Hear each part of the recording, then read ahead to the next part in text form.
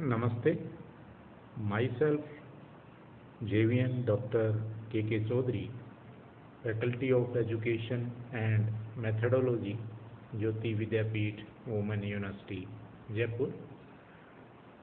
Today we will discuss about the first session, that is about the nucleic acids,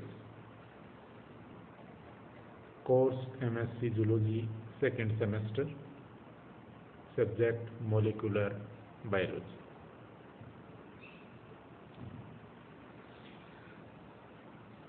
Nucleic acids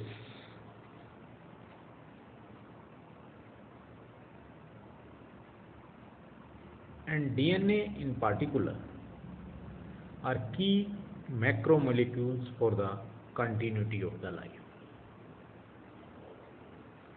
DNA bears the hereditary information that is passed on from parents to the children, providing instructions for how to make the many protein needed to build and maintain functioning of the cells, tissue and organisms.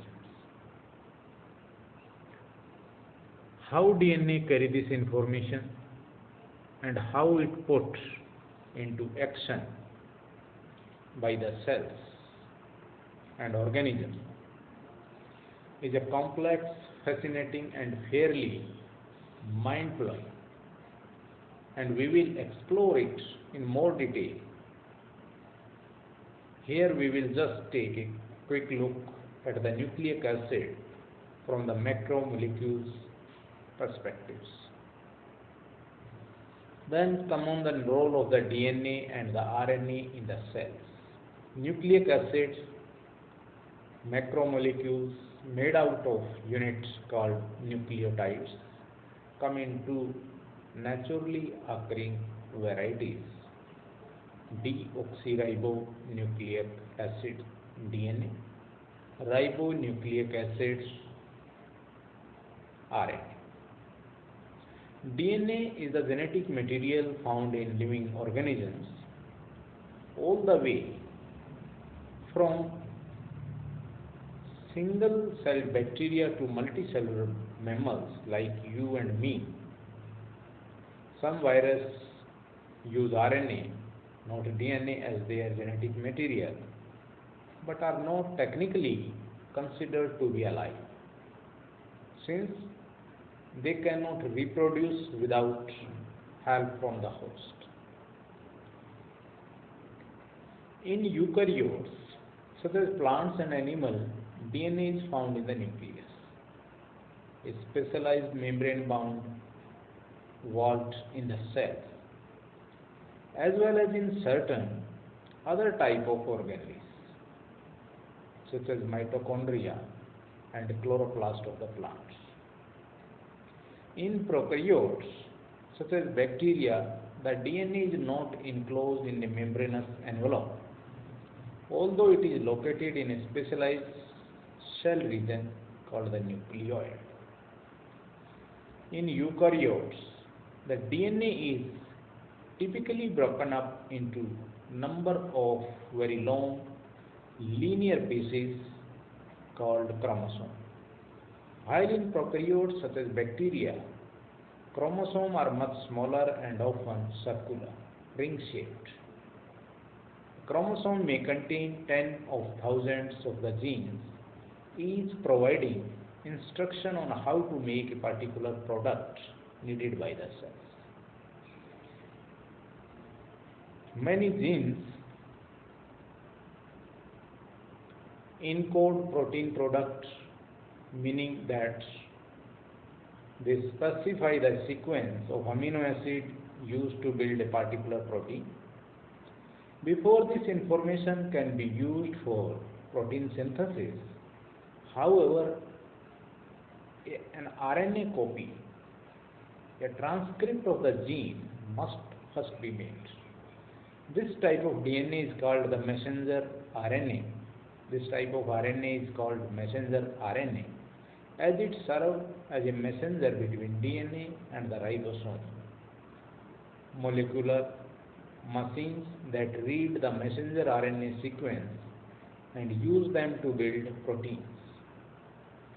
This progression from DNA to RNA and RNA to protein is called central dogma of the molecular biology. Importantly, not all genes encode protein product. For instance, some genes specify ribosomal RNA, which serve as a structural component of the ribosome.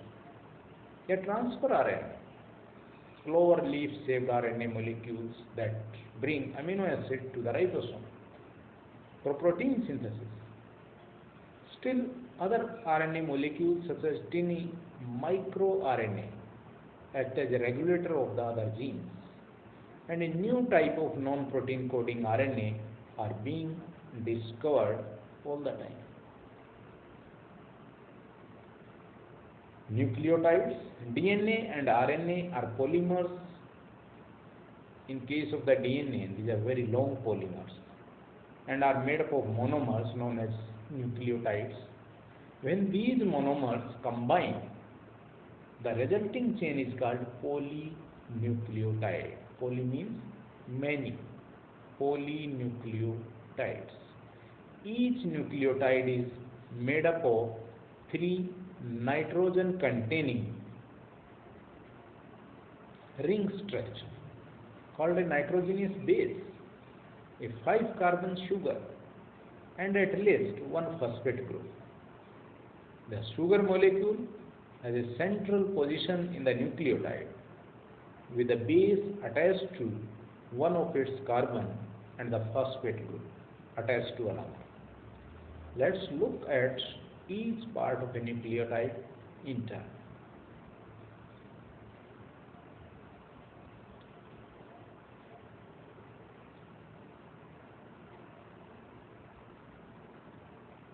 The component of the DNA and RNA including the sugar, deoxyribose or ribose, phosphate group and nitrogenous base. Bases include the pyrimidine bases, cytosine, thymine in DNA and uracil in RNA, and the purine bases adenine and guanine, 2 rings. The phosphate group is attached to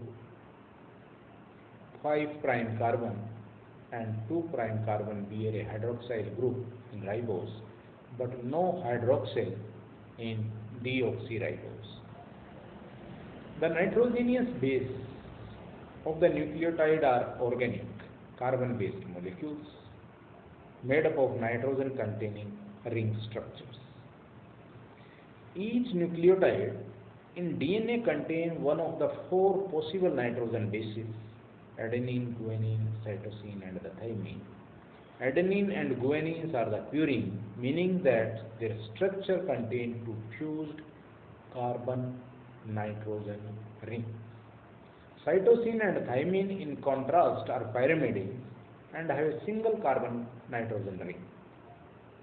RNA nucleotide may also bear adenine, guanine, and cytosine bases, but instead of thymine, they are another pyrimidine base called uracil. Each base has a unique structure with its own set of functional groups attached to its ring structure.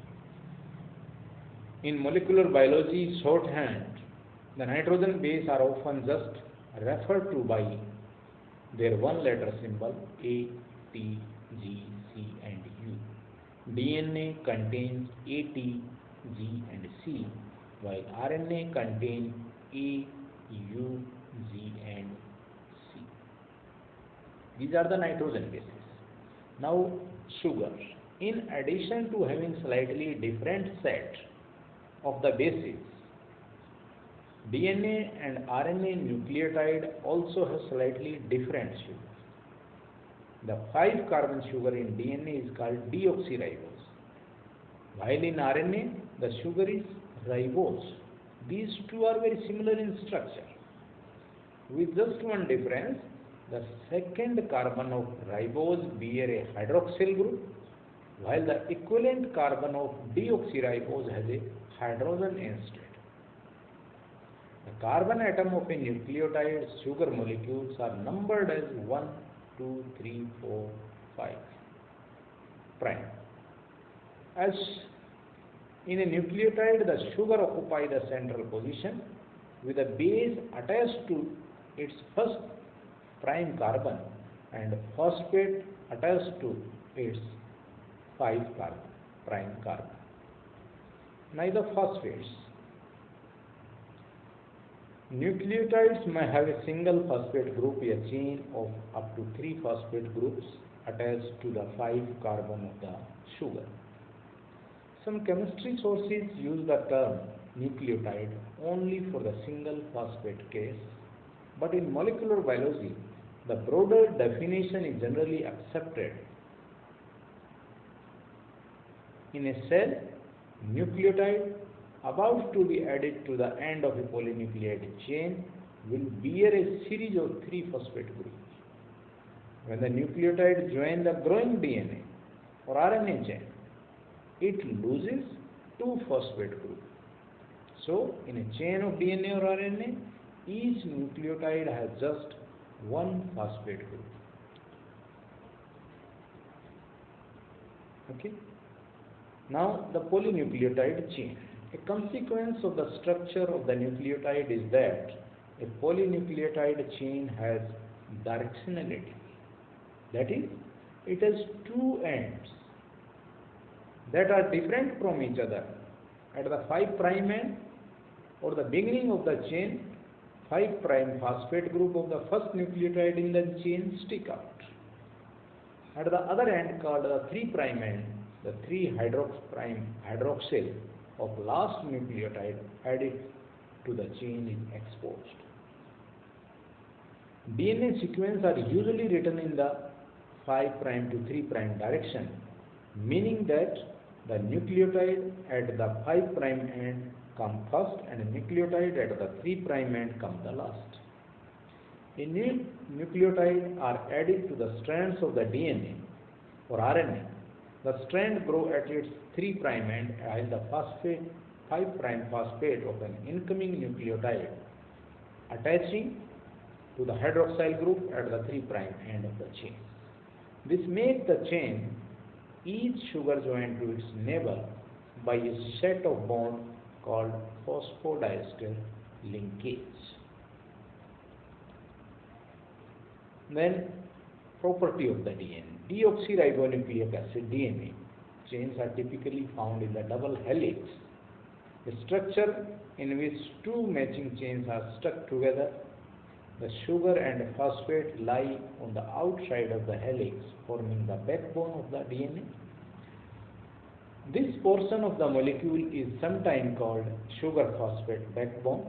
The nitrogen base extends into the interior like the steps of a staircase in pairs. The base of a pair are bound to each other by hydrogen bonds.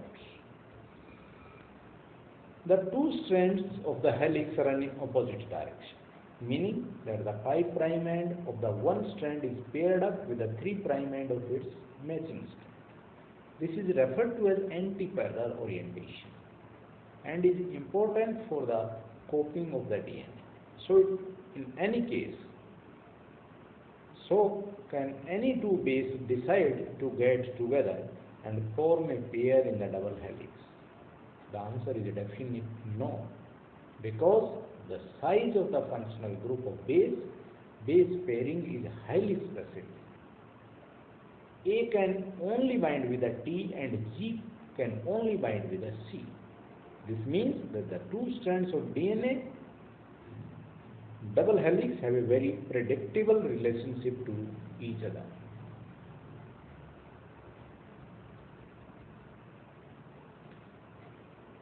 When 2 DNA sequences match in this way, such that they can stick to each other in an anti-parallel fashion and form a helix, then they are called complementary. Okay. Hydrogen bonding between the complementary bases hold DNA stand together in a double helix of anti-parallel state. Thymine forms the 2 hydrogen bond with adenine and guanine form the 3 hydrogen bond with the cytosine. Now the property of the RNA. Ribonucleic acid, unlike DNA, is usually single-stranded. A nucleotide in an RNA chain will contain ribose, one of the 4 nitrogen bases, and a phosphate group. The 4 major types of DNA are messenger RNA, the 4 major types of the RNA are messenger RNA, ribosomal RNA, transfer RNA, and regulatory RNA. So this is all about the nucleic acids, and there are various types of the competitive questions have been asked from this topic in UPSC, RPSC or RAS examination.